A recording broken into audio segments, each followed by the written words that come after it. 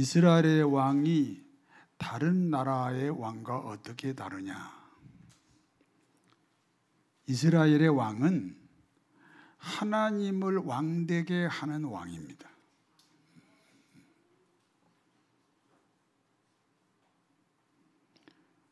그런데 문제가 생겼습니다. 이스라엘의 첫 번째 왕 사울은 하나님을 왕되게 하지 못합니다. 여러분, 교회도 마찬가지입니다. 목사도요, 이 목사라는 자리에서, 목사라는 직분을 통해서 하나님을 왕되게 해야 됩니다. 교회의 모든 장로, 안수집사, 권사, 모든 직분, 모든 봉사를 통해서 하나님을 왕되게 해야 될 줄 믿습니다.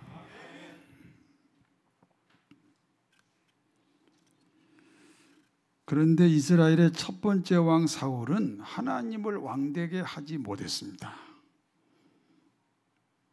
그러므로 하나님은 사울 왕을 버리시고 다윗을 왕으로 세우십니다. 다윗이 이스라엘의 두 번째 왕이 된 다음 가장 먼저 했던 일이 성전 건축입니다. 문제는 다윗이 세운 성전에는요, 법궤가 없습니다. 법궤는 하나님의 말씀입니다. 왕이신 하나님은 무엇으로 이스라엘을 통치합니까? 네, 말씀입니다. 그러므로 다윗은 기란 여하림의 아비나답 집에 20년 동안 방치되어 있는 법궤를 예루살렘, 자기가 지은 성전으로 옮겨왔습니다. 법궤가 없는 성전도 있다. 그걸 장막성전이라고 합니다. 다윗은 법궤가 없는 이 장막성전을 너무너무 한탄해서 너무너무 그 성전이 싫어서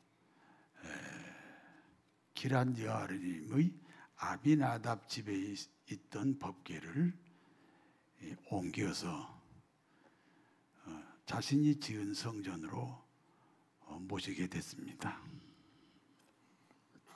문제는 법궤를 모신 다윗 성전이 너무너무 초라합니다.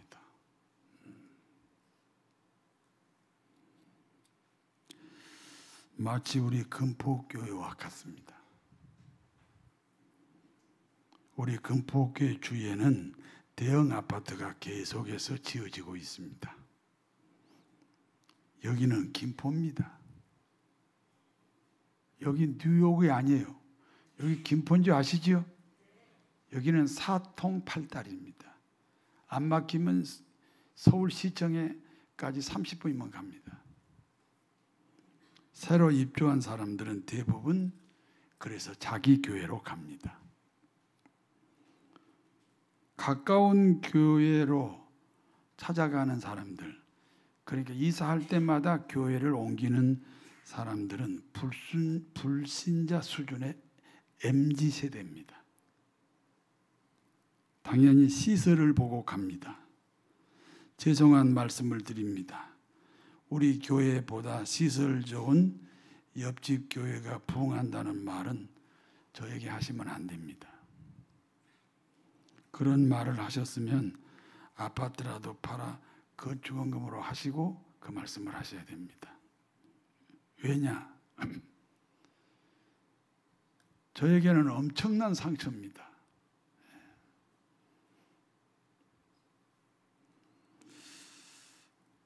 우리도 다윗처럼 그래서 평생 소원이, 우리 교회 소원이 성전 건축입니다.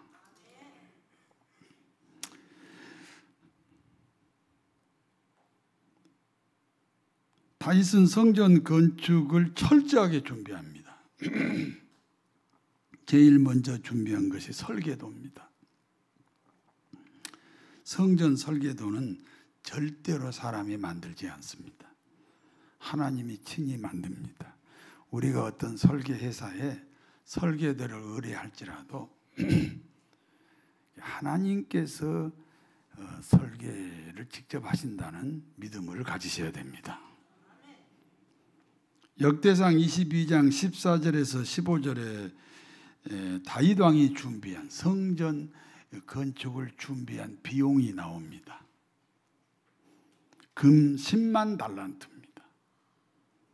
현재의 금액으로 환산하면 1경 6,200조입니다. 여러분 조 다음이 경이지요? 우리나라 예산도 아직 경까지는 가지 않았습니다. 그러니까 금 10만 달란트를 준비했는데 현재 우리 돈으로 계산해 보니까 1경 6,200조였다. 그리고 은 100만 달란트입니다.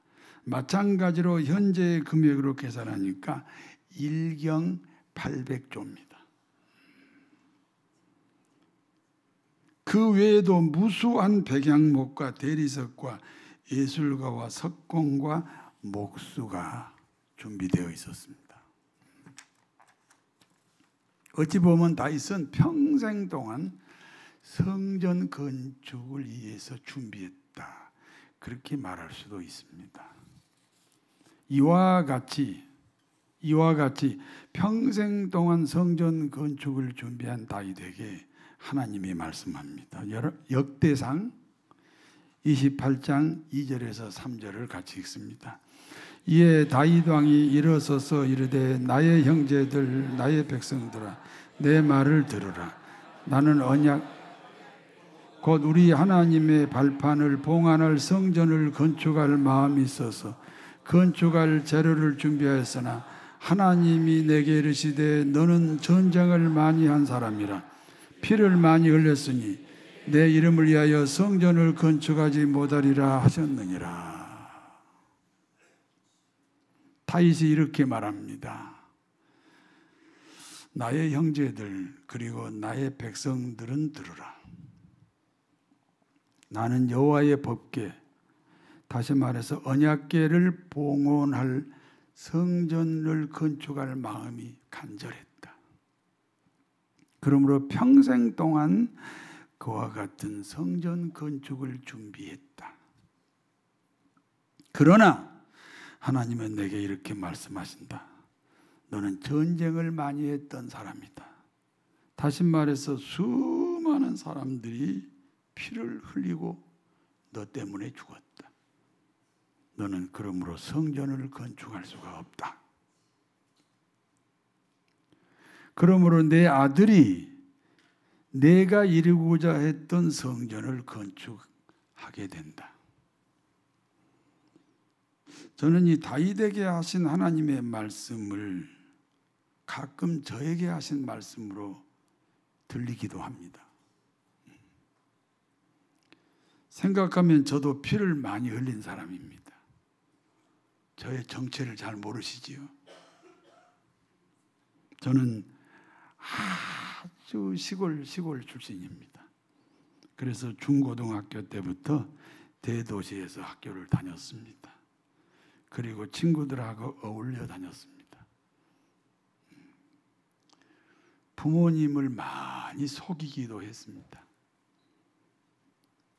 모범 학생이 되지 못했습니다.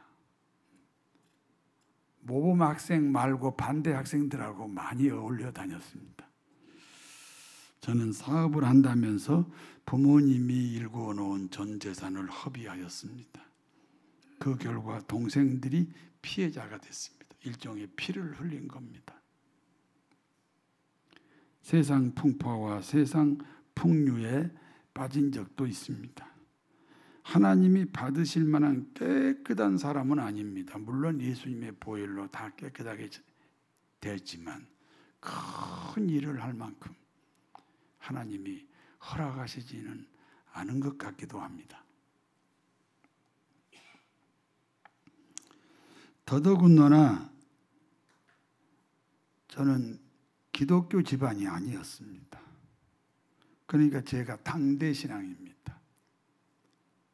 한국뿐 아니라 세계 모든 기독교 교회들을 보면 다 당대 신앙으로 성공한 사람이 별로 없어요. 다 아버지가 목사였거나 아버지가 장로였거나 그래 대를 이어서 이렇게 목회를 해야 번창한 것을 많이 보았습니다. 저는 당대 신앙입니다. 우리 교회가 1998년 이곳으로 이사를 왔습니다. 이곳은 절대농지 지역입니다. 절대농지에는 절대로 건축을 할 수가 없습니다. 국가 정책으로 개발하지 않으면 교회를 세울 수가 없는 곳이 이곳입니다. 문제는 이곳이 개발된다는 소문 때문에 우리는 이곳으로 이사를 왔습니다. 그리고 26년이 지나갔습니다. 된다 하는 세월이 26년입니다. 계획대로 하면, 그러니까 된다 하는 소문이 진짜로 되는 일이 생겼잖아요. 이곳에 아파트 단지가 들어서도록 모든 준비가 조성이 되었습니다. 그 계획대로 하면 4년 전에 이곳에 아파트가 들어와야 됩니다. 그럼 우리 교회도 4년 전에 이곳에 새 성전이 지어져야 하는 것입니다. 우리 교회는 개척에서 성공한 교회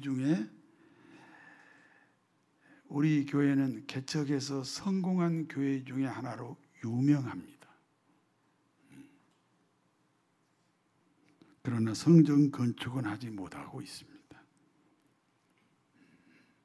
마치 다윗이 평생 동안 성전 건축이 소원이었지만 그 성전 건축이 이루어지지 않는 것과 같습니다. 그리고 그 소원이 아들 때에서 이루어진 그와 같은 형편이 우리 형편과 좀 비슷하다 그런 생각을 합니다. 다윗이 세우지 못한 성전을 아들 솔로몬이 세웠습니다. 그리고 솔로몬은 1000번제를 드립니다. 1000번제는 1000번의 제사를 드렸다 그런 뜻이에요. 그러니까 매 제사마다 송아지 한 마리씩을 드렸으니까 1000마리의 송아지가 희생이 된 것입니다. 송아지는 왕이나 대제사장이 제사 지낼 때 사용했던 제물입니다.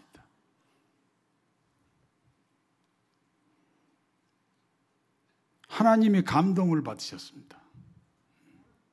1000마리의 송아지가 희생된 이 솔로몬의 1000번제를 하나님이 받으시고 감동하셨습니다.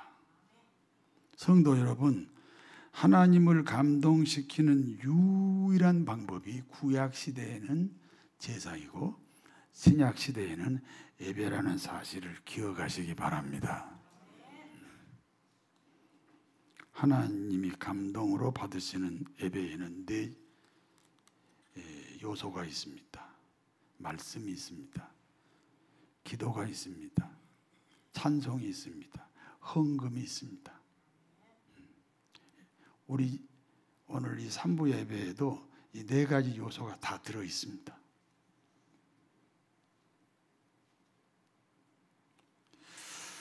솔로몬이 드린 1000마리의 송아지가 오늘날은 성도 여러분이 드린 헌금입니다.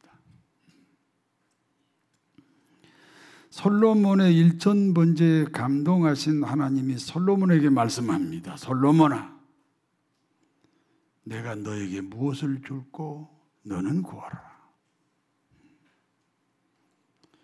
그때 솔로몬이 대답합니다. 나의 하나님 여호와여, 저는 아버지 다윗을 대신하여 왕이 되었습니다. 아버지 다윗에 비교하면 저는 작은 아이에 불과합니다. 그렇기 때문에 어떻게 나라를 다스려야 하는지 알지 못합니다. 그리고 나는 주님의 백성 가운데 한 사람입니다. 무슨 뜻입니까? 예를 들어서 이스라엘 민족이 1천만 명이라고 가정을 하겠습니다. 그러면 솔로몬의 위치는 어디입니까?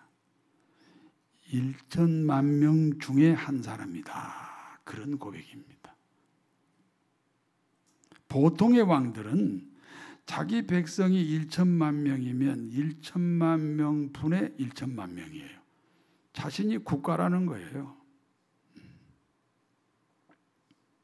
그러나 솔로몬은 다릅니다. 자신은 비록 왕이지만 1천만 백성 중에 한 사람이라는 매우 겸손한, 그러나 그 겸손이 뛰어난 리더십이라는 사실입니다. 내가 뭐 1천만 명 중에 겨우 한 사람인데 내가 무슨 나라를 잘 다스릴 수 있겠습니까? 그러니까 나라를 잘 다스리도록 지혜를 주십시오. 그래요. 그 임금님도 경험 없이 임금이 되지요. 교회 목사도 처음에 시작할 때는 경험 없이 시작을 합니다. 그러니까 하나님 내게 지혜를 주시옵소서.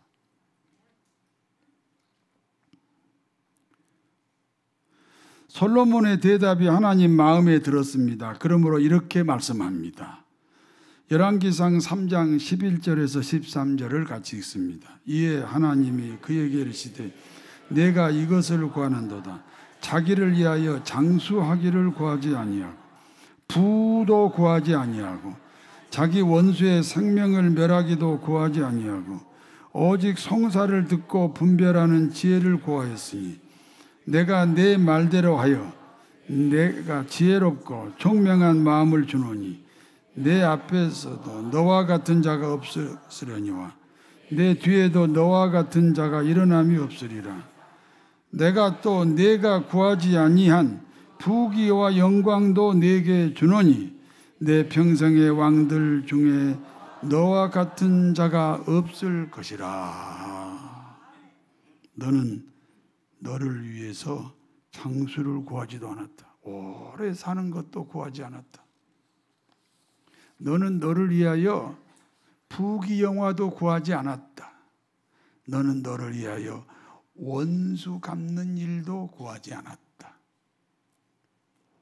너는 백성들을 잘 다스릴 수 있는 지혜를 구했다. 그러므로 나는 내가 원하는 대로 너에게 지혜를 주겠다. 그리고 너의 지혜는 과거에도 없었고 미래에도 없는 탁월한 지혜가 될 것이다. 그리고 내가 구하지 않는 부귀 영화도 주겠다.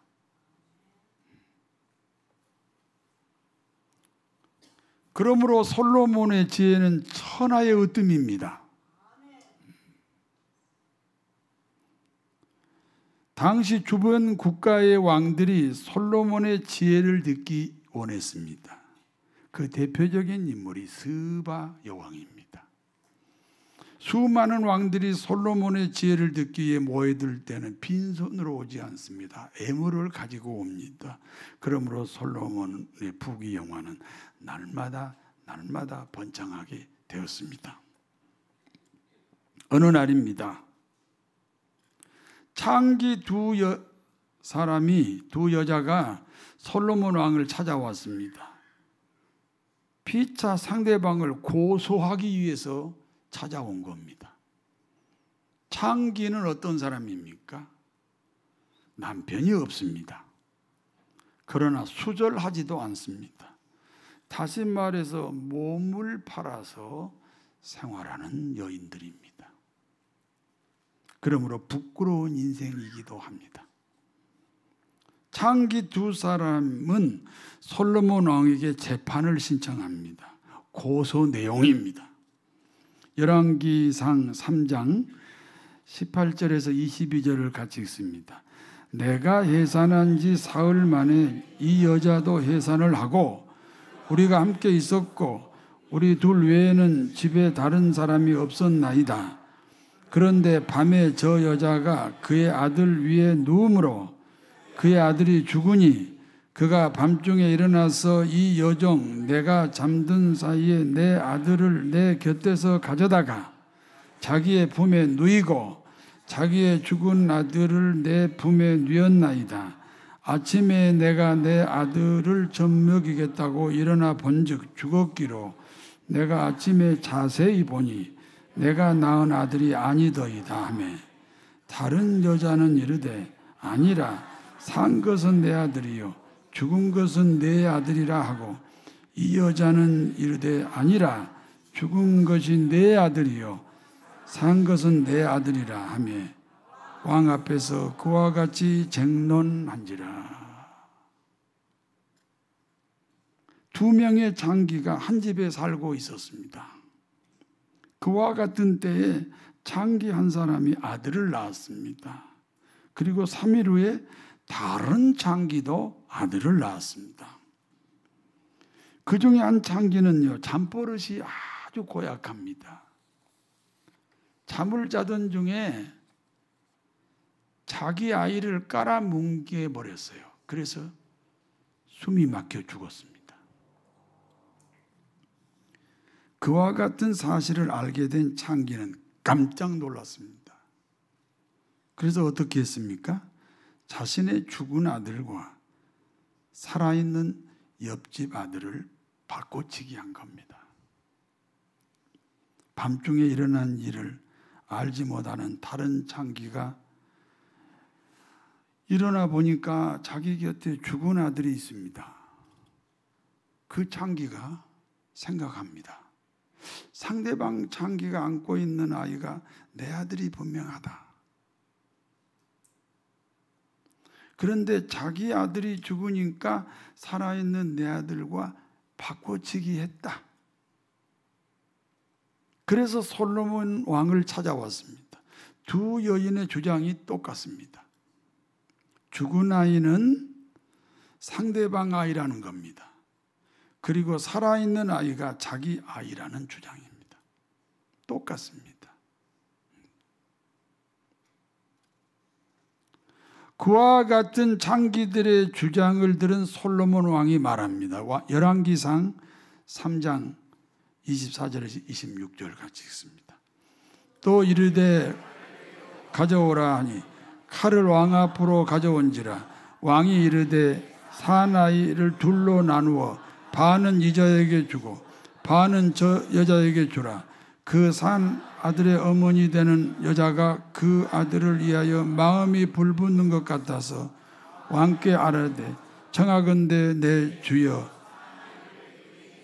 아무쪼록 죽이지 마옵소서 하되 다른 여자는 말하기를 내 것도 되지 말고 내 것도 되지 말고 나누게 하라 하는지라.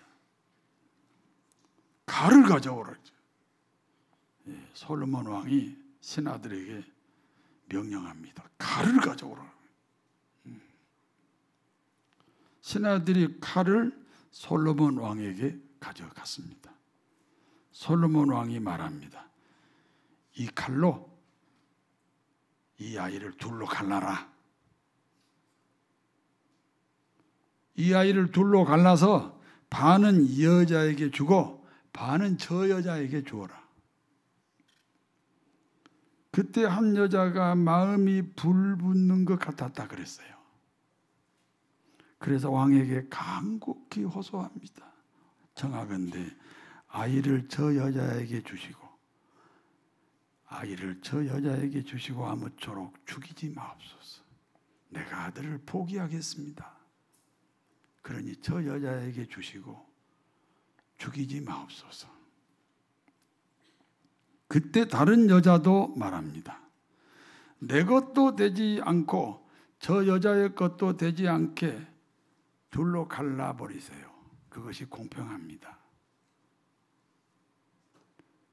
둘로 나누라는 어머니가 있고 절대로 죽이면 안 됩니다.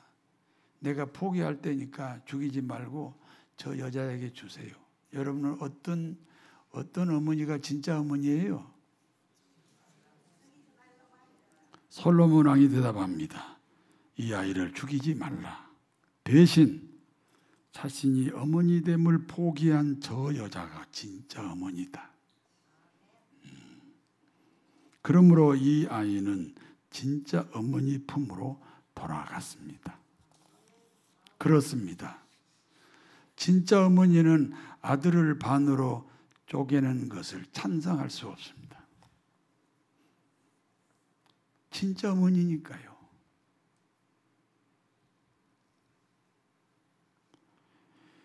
그래서 진짜 어머니를 찾아준 겁니다. 이것이 솔로몬 왕의 지혜로운 재판입니다. 이제 여기까지가 본문의 내용이에요.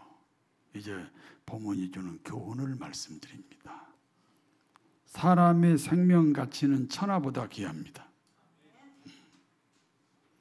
사람의 생명 가치가 천하보다 귀하다는 것은 사람의 생명 가치는 하나님과 동일하다, 그런 뜻입니다.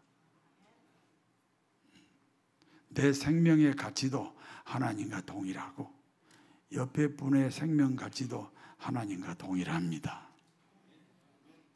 대통령의 생명 가치나 저 노숙자의 생명 가치가 동일합니다. 하나님 가치와 동일합니다.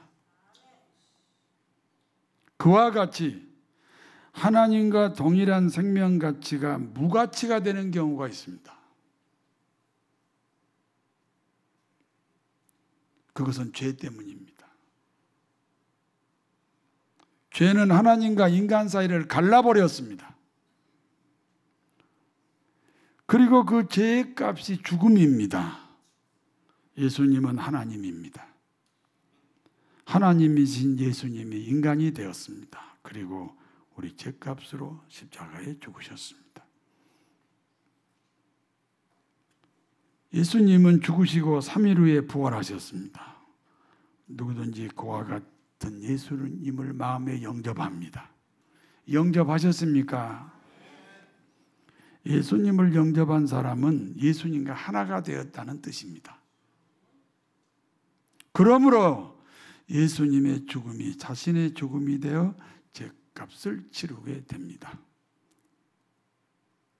그리고 예수님의 부활이 자신의 부활이 되어 영생을 얻은 것입니다. 그와 같이 영생을 얻은 사람이 천국을 갑니다. 그리고 천국 가는 그리스도인이 생명이 천하보다 귀하고 하나님과 동일한 가치가 되는 것입니다. 구원받아야 그 구원받은 생명이 천하보다 귀하고 그 가치가 하나님과 동일하다. 그와 같은 사실을 기억하시기 바랍니다. 이스라엘의 여인들은 자식을 낳는 일에 목숨을 바칩니다. 심지어 시아버지를 유혹해서라도 자식을 낳습니다. 성경 보세요. 이스라엘 여인들은 자식 낳는 일에 목숨을 바쳐요. 자식을 낳는 일에 목숨을 바친 이스라엘의 여인들은 교회를 상징합니다. 그러므로 교회의 중심은 영혼 구원, 전도, 사역입니다. 오늘 본문에 나오는 두 명의 창기는 남편이 없는데 자식을 낳았기 때문에 창기라고 부릅니다. 건강하지 못한 우리 시대의 교회를 상징합니다. 건강하지 못한 우리 시대의 교회를 상징합니다. 그럴지라도 자식은 낳아야 된다는 거죠.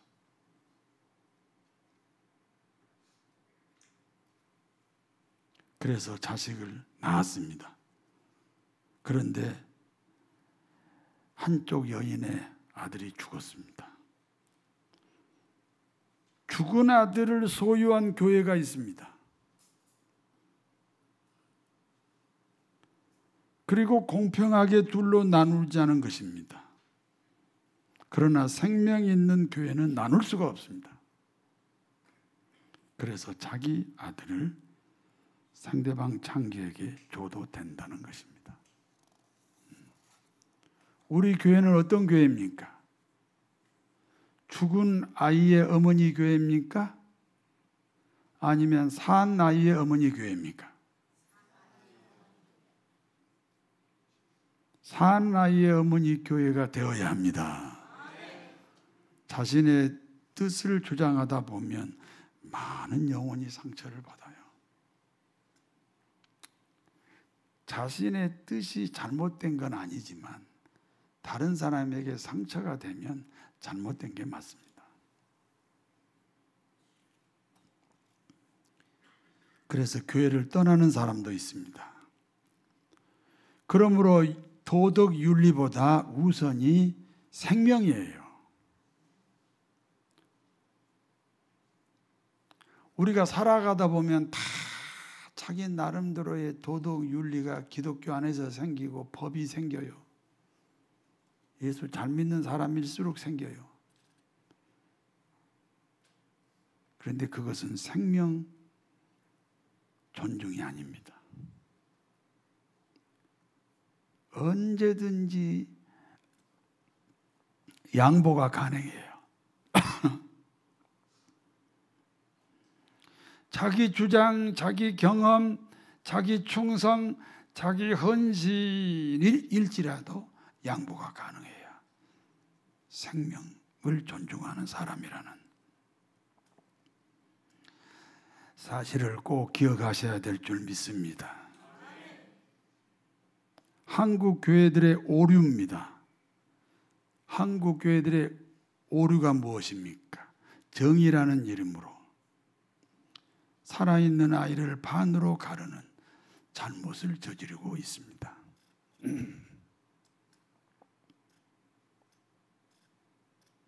교회 법이라는 이름으로, 교단이라는 이름으로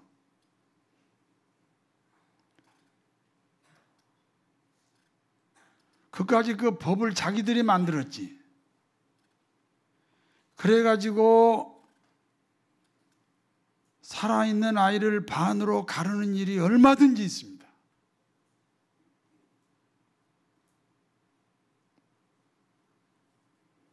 무엇이 지혜입니까? 상대방의 자리로 내려가는 것이 지혜입니다. 솔로몬은 진짜 어머니의 자리로 내려간 거예요. 그래서 아이를 둘로 가르라고 명령한 거예요. 진짜 어머니를 찾자는 거지요. 그때 진짜 어머니는 자기 자식을 양보합니다. 죽일 수 없다는 것입니다. 그래서 진짜 어머니를 분별할 수 있었습니다.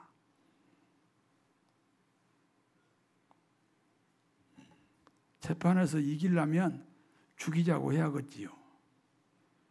그러나 재판에서 져야만 그 아이를 살릴 수 있잖아요. 그래서 솔로몬이 진짜 어머니를 찾을 수 있었습니다. 그러므로 지혜가 사랑입니다. 상대방의 눈물이 자신의 눈물입니다. 상대방의 아픔이 자신의 아픔입니다. 때로는 상대방의 기쁨이 자신의 기쁨이기도 합니다. 우리 모두가 가진 세월만큼 우리가 가진 세월만큼 나름대로의 지식이 있습니다.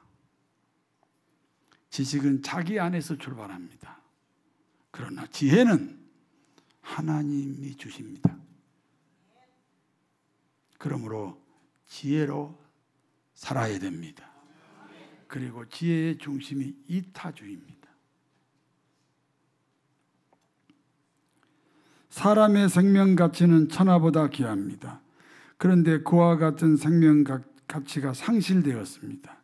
회복하는 유일한 길은 영생을 얻는 것입니다. 그러므로 영원 구원입니다. 기독교 본질 회복운동입니다. 우리 교회는 10월 6일을 D-Day로 하여 해피데이를 합니다. 하루예요, 하루. 영원 구원에 동참함으로 천하보다 귀한 생명 회복 운동에 동참합시다. 제가 선창하겠어요. 오른손을 드세요. 제가 한 사람이 세 사람씩 전도하여 그렇게 선창하면 여러분이 살리자, 살리자, 살리자. 한 사람이 세 사람씩 전도하여. 네. 지혜는 사랑입니다. 상대방의 자리로 내려가는 것입니다.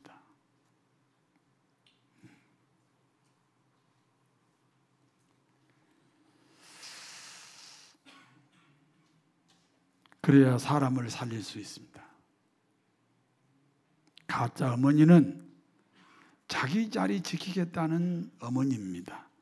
그러나 진짜 어머니는 자기 자리를 포기합니다. 어머니 됨을 포기합니다.